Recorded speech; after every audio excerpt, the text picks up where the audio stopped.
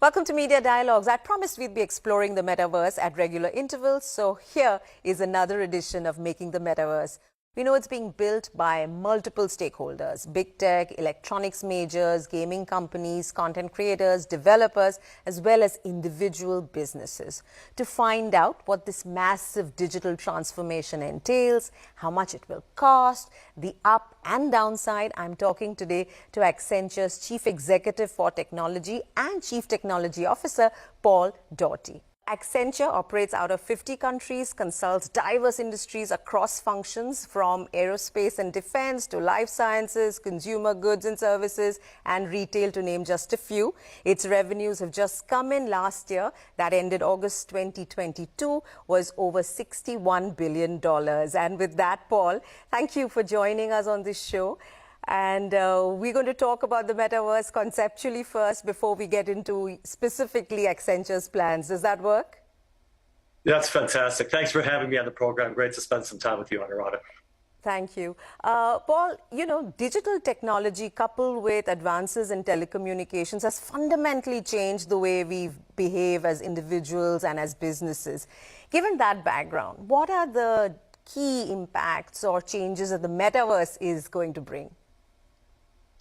Yeah, the metaverse is really burst onto the scene quickly in some ways, but it's also been around for a while, and maybe we can unpack that as we talk during the discussion. And I've been in this business for a long time. I've been in technology for over 30 years, and to be honest, I've never seen the business interest in any topic accelerate as fast as it has around the metaverse. And the reason for that is that we're in this mega cycle of technology adoption that we've been in for a while, and that's continuing. And companies are reinventing the way that they do business, applying digital technology, the cloud, data, artificial intelligence, and more. And as they do that, we have to remember that technology advancement continues at a really rapid pace. And the metaverse is really positioned to be another step and a big step change in terms of the capabilities that can help businesses, help enterprises even further reinvent themselves. And I believe that the way that companies approach the metaverse will determine the winners and losers as we look at this mega cycle of tech adoption and business transformation over the next decade. Fundamentally, the metaverse is creating new experiences that companies could offer their workers and their customers and consumers. It's enabling the opportunity to create new products. It's enabling new ways of commerce, and fundamentally, underneath that, new ways of working. Right. Now, there are multiple stakeholders engaged. There's deep R&D at work to build the metaverse. It's the intersection of, physical entities and a sensory experience of the internet. So what is the technology? What is the science at work, as we speak? There's really two basic things that are at play here.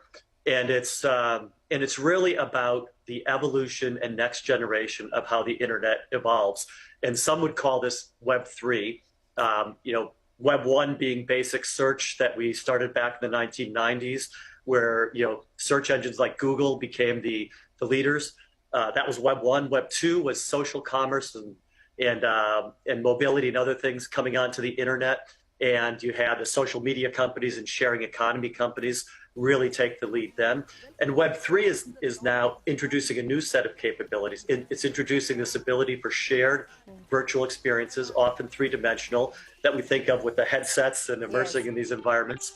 And Web 3 is also enabling this internet of ownership, which is distinct, verifiable, provable identity for people and products. And you combine this ability for shared experiences with this new sense of ownership and identity, and that's really breakthrough. And it's a bigger transformation than we saw with Web 1 or Web 2 in terms of the opportunity ahead.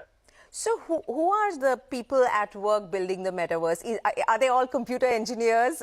Yeah, it's really a broad set of skills you need to bring the metaverse together. It's not just about technologists. This is about reimagining the way that people interact with each other. We've got a metaverse at Accenture that we have 150,000 of our people using now, and it's creating new forms of interaction, new forms of learning. We have neuroscientists involved in understanding how this impacts learning. We have people who understand sociology and how people work. We have designers who are, new job categories, entirely new jobs, like interactive world designers that are designing these new immersive worlds. You have, you need new skills like token economists who understand the economics around new products enabled by these, non-fungible tokens or fungible tokens, which create the identity and objects and products in the metaverse. So the exciting thing about this is it brings together lots of different skills and people needed to create it, and it's creating lots of new categories of jobs that didn't exist, just like the internet, prior evolutions of the internet did before it, which is why it's an exciting opportunity for people as they look to building careers around this. When will the metaverse be ready? Because I hear at Accenture, in the Tech Vision report that you do annually, in the last one, you've said that it's already here. Now, is it here? And is it here for everyone? Is there a difference in the way the metaverse is present at this point of time in different parts of the world?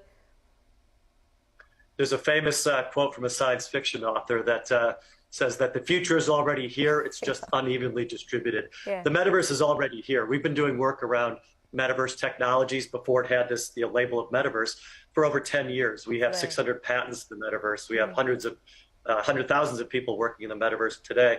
So it's already here, and companies are doing things in the internet. Some of the examples that I already gave, or other examples like one of the largest banks that's opening up a metaverse branch. One of the first metaverse automated teller machines just opened up in the metaverse. So tremendous innovation already happening today. And that's why it's here today, and it's going to scale rapidly over the next few years. And now is the time for businesses to get on top of it. Citibank, the global investment bank, has put out a report stating that they believe metaverse will be a $13 trillion opportunity by 2030. What is the potential worth of the metaverse, given that at Accenture you've been building your your resources, your capabilities in this business, in this sphere? You've been acquiring companies. There are patents, as you mentioned. What is the size of the potential business opportunity that the metaverse provides? It's the business potential is huge, which is why we're investing the way we are. We announced the formation of a Metaverse business group. We're pulling many of our people together into this group. We're investing in it. We've made a number of investments in startups that are very active in the field, because it's important to have that leadership position as you look to it. And again, as I said, it's exciting for our people, the people that we have around the world, including our teams in India, because it's new skills, all these new job categories, new skills that will be built to make this make the metaverse a reality. So there isn't a figure that Accenture has on the potential of size of the business? Yeah, we've just been relying on what others are saying about it. So Citigroup is the one who's really put out one of the best reports on it, and they say 13 trillion. Opportunity by 2030. We believe this will be a substantial part of our business. We haven't broken out the numbers specifically, but it's growing fast. It's growing faster than other technologies we've seen before at the early stages, and it'll be part of every digital transformation that every company does. To give you a sense of what the size of this will be as we go. It's interesting you say that you haven't broken up the numbers. I was just going to ask you, your results have just come out, for FY22, and $61 billion plus of revenues, and the communications, media and technology business seems to be growing the second fastest in terms of revenues. Would your metaverse business and your metaverse revenues be part of this, the metaverse group, the Metaverse Continuum as it's called? Yeah, that's a very good question on information we just put out. So that's very good. Yeah, no, the metaverse, it's part of that, because some of the communications, media, and technology companies are part of. They're in some cases the builders of the metaverse, and we're helping many of the builders of the metaverse build their technologies and build their products. But the application of the metaverse is across industries. One of the exciting projects we're doing right now is for a real estate company that's one of the leaders in in physical real estate today that wants to be a leader in virtual real estate in the metaverse. So that would be a whole Wow. different industry Yeah. than what you mentioned. And that's an example. One of our other really interesting examples is in the utility industry, helping train workers using the metaverse so they can operate more effectively and more safely as they do the work they're doing. So we're seeing opportunities across industry and really across every part of every company. Right. So the illustrations you've used are real estate and utilities, but are there any specific industries that are early adopters of the technology? I mean, I take the point you make that the metaverse will be relevant to all businesses and essential for all businesses, but are there certain industries which will be early adopters and where the use case and the applications will be really very, very clear? It's a good question. It's very broad, which is interesting because I've tracked this for many, many technologies over the Sure. years.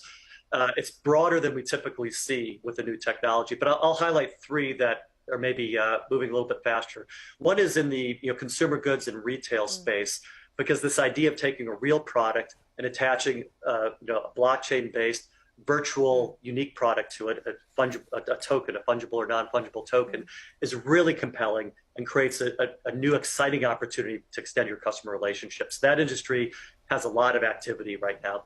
The second would be financial services because of the relationship of the currencies, digital currencies, cryptocurrencies, stable coins, stable currencies, et cetera, and the nature of how they can transform customer relationships.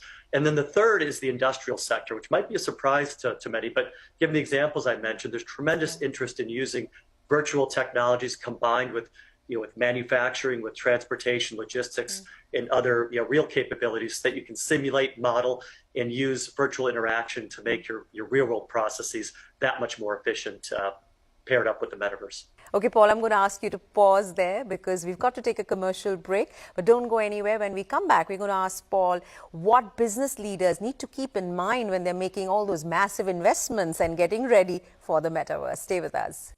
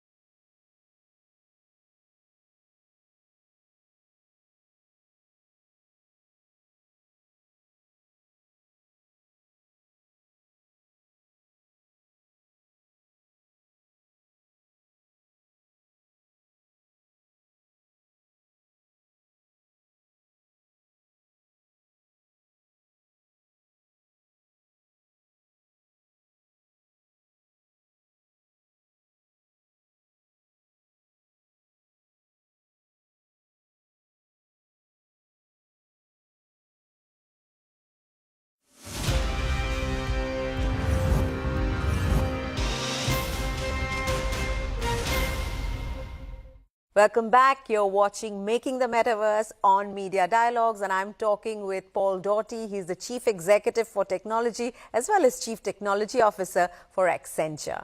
What are some of the confusions that you see about the metaverse, especially where businesses and business leaders are concerned? Because really they are the guys who are going to be putting the money to help create the metaverse ecosystem, and then roll it out further for individuals like us to get on board. Yeah, there's a lot of misunderstandings out there. One of the first ones, one of the first myths that I'd say is out there is this is all about cryptocurrencies and that's all. It's much broader than that, as I've talked about, and it's about far broader range of technologies that's creating the metaverse. The second, misunderstanding or myth that's out there is this is just about gaming and consumers. And yes, gaming and the consumer applications are really exciting in terms of what's happening, and in some ways are leading the way. But this is about moving from consumer through worker, any type of work or worker that you have, and how jobs and human potential and what we do can be transformed. Healthcare, manufacturing, other areas that I've talked about. So that's another one of the the myths or misunderstandings that's out there. And the other is that I can wait on this, and I really want to emphasize this again, and we've talked about it already earlier, but you really need to understand how to apply the technology earlier, or you'll be left behind. And one thing I tell the companies that I work with and the executives that I deal with is you gotta apply a three-part formula to this. You gotta think big now and understand what the potential is, so you know where to place your early bets. So think big, start small, and find the area where it'll add value to you. I talked already about where we've applied it with our employees and our onboarding and learning, and then get ready to scale fast, because this is gonna change rapidly as we go forward. Right. Actually, you preempted my question, which is what would you tell leaders who need to reimagine their businesses to get ready to adopt the metaverse to use? I'm guessing the answer would be the same, isn't it? Yeah, it's the same. And it's I think, I can't tell you the number of companies over the past 20 years that have come to me and asked, I missed the e-commerce wave, and, the other giants beat me out there. I missed the social commerce wave, whatever it might be. And now's the time for companies to get ahead in what's going to be the next and even bigger wave. And that's why I think it is an imperative to think through this now, even if this isn't the biggest investment you make as a company in the next year, and it probably won't be for many. Now's the time to understand what moves you need to start making, what talent you might need to hire, what education you need to do, how you might need to adjust your strategy and start those moves for the future. Right. Can you tell us a little bit, Paul, about the interoperability and common standards that the metaverse needs to have? Because from the little bit that I've been reading and speaking to people about, it seems that there will be many, many metaverses, and the idea is that you should be able to move seamlessly between all of them in order for it to work effectively, isn't it? Yeah, this is a really important question, and we believe, and our view is that the metaverse needs to be an open environment, because we're only going to serve the needs of people and citizens around the world if we have interoperability and an open metaverse environment. Not everybody is on board with that, as is typically the case with technology. Technology and technology revolutions, but we firmly believe in an open approach and open standards around this, which is why we, when I announced and launched our vision this year, I had Tim Berners-Lee, the founder of the World Wide Web, on stage with me talking about the importance of an open approach to it. We're very active in the Linux Foundation with new efforts that are underway around open standards for open wallet and interconnectivity around these technologies. Critically important, and we're a big advocate for an open approach to this, and we'll continue to do so. And a related point that we haven't talked about a lot is that's on that same theme is the need for a responsible approach to the metaverse, which we can get more into. But just like any technology, the metaverse has tremendous potential and tremendous upside, but it's got some risks, and we need to make sure that we're proactive in taking a responsible approach. Do you see regulators having to play a role at this point of building the metaverse about these standards and about, safeguarding people from some of the vulnerabilities that might, occur as a result of being on the metaverse? Yeah, I think what's important is to set the guardrails around a responsible approach to the metaverse. There's issues that are really three categories. One is around trust, and that gets into security and securing information and such around the metaverse. And the work that companies and regulators are doing already around data and data privacy and such, I think just needs to be extended. The second area of focus needs to be around safety. Access to information, safe content, integrity of content that's in the metaverse, the experience of, say, children and others in content they can access. And that's a big concern, needs a different approach that companies need to take responsibility for, and regulators will play a role in as well, and are already active in it. Again, needs to be extended to the metaverse. And the third area is around sustainability, because there's been a lot of talk about how cryptocurrencies and metaverse can consume tremendous energy resources, and that's true. But it doesn't have to be that way. And there's more responsible, more sustainable technologies we can use to form the foundation of the metaverse that will carry us forward in a much better way, for our planet and our future. And we're a big advocate of that as well. And again, it's about companies and organizations taking accountability to start off and to head down a responsible path as we build a metaverse for the future. Does the metaverse need a perfect use case that'll get millions on board? And what is it that's going to unlock? For instance, in India, we've seen the low pricing of data really unlock the use of mobile smartphones and a lot of digital transactions. And these are mind-boggling numbers that we are seeing in India, especially financial digital transactions. So is there anything in your mind that will unlock the metaverse for really, really large millions or hundreds of millions of people on the metaverse?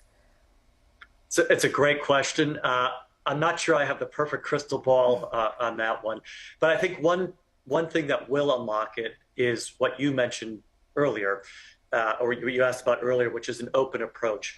So right now, there's a lot of different places you can go to in the metaverse, and you kind of have to set yourself up differently in the different places. When we get to interoperability, so I can take Paul Daugherty and my identity, my commerce details, my avatar, whatever it might be, and I can navigate across metaverse environments. That's what I think will be the scale point that'll get really interesting. It's kind of like what happened in mobility in the early days of mobility, when you could have portability and such happening, and same thing that's happening around cloud and other technologies. So I think that'll be a real key to enabling. But you'll need a whole set of new hardware, isn't it? I mean, it's you'll need to add on to your to the phones you use. You'll need the headsets, and you'll need a different bunch of hardware to get started, isn't it? Yes and no. For the immersive 3D experience, three-dimensional experiences, we need the headsets to get better. Putting on the big headsets is hard.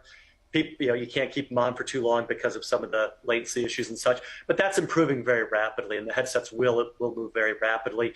And eventually, you'll have the capability in the eyeglasses, glasses, like I'm wearing, or in contact lenses, or even less. But that is a constraint for the immersive experiences. But our belief is that the 2D experiences via our laptops, via our phones, and via interaction with ambient computing, the way we interact in the real world, is going to be a key part of the metaverse. Oh, really? And because the problem is not everybody's going to be able to afford those headsets. Exactly. And if we want an inclusive metaverse, and not everybody can wear them, people won't wear them, 24 hours a day, and I don't think that would be a good thing anyway.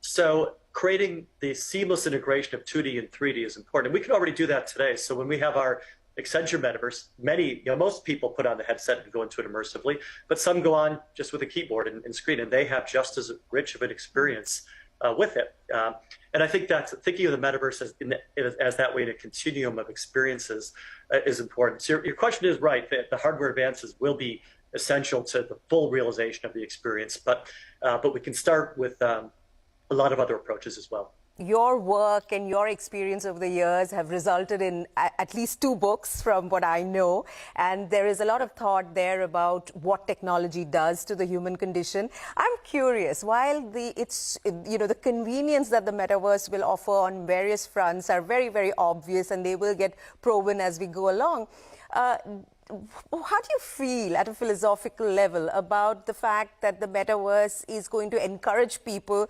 to sort of stay in virtual worlds or really inhabit virtual worlds so fully that perhaps the physical world will be a lonelier place? Do you want to weigh in on that philosophically? Because I'm sure there is a lot of thinking on things like this. Yeah, that may need a whole other book, because it's a great question. But my whole career, like my passion has been, I love technology, but my passion is around how technology enables human potential, how it makes each of us individually better and how it makes us collectively better. And I believe that's the story of what we've seen with technology. And I believe that's the future with the metaverse also, is enabling all of us with more, enabling more of our own potential to be human. And I wrote a book called Human Plus Machine, which kind of talks about that in the context of artificial intelligence. I believe the same is true for the metaverse. I believe that's why the way we design this and build this capability is so important, so that we enhance real world experiences. We build more opportunities for human connection, and we really maximize, the skills and talent and potential that each of us have. That to me is the power of the metaverse. It's not about Ready Player One with people with headsets never talking to each other. It's about how we enhance, what we do as human beings to, with our own potential and the ability to work together and improve the state of the world. And I really, truly believe that is the potential of the metaverse. Well, more power to your words, Paul, and good luck to everyone at Accenture and all you guys building the metaverse. We, as lay people who are going to start using the metaverse, we want as much information as we can get about it so that we are prepared when it's rolled out across, different spheres of life. Thank you very much for joining us. Thank you. It's been a pleasure.